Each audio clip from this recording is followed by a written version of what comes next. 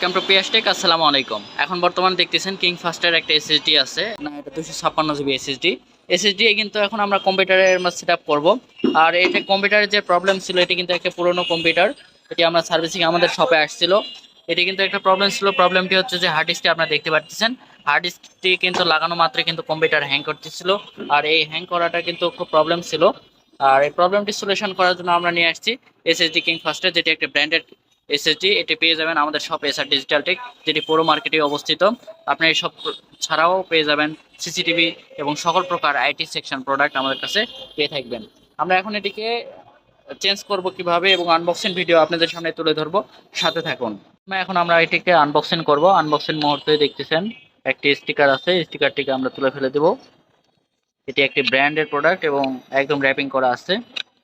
প্রথমে আমরা এটিকে আনবক্সিং করতেই আমাদের সামনে এরকম শো করবে। দেখতে পাচ্ছেন কিং ফাস্টের একটি এসএসডি, ব্র্যান্ড নিউ প্রোডাক্ট।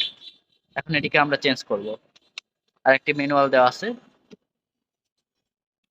প্রথমে আমরা কেবলগুলোকে খুলে দিলাম, দেওয়ার পর আমরা হার্ড ডিস্কটিকে পাশে রাখলাম। এখন আমরা এসএসডিকে লাইনটা দিয়ে দেব।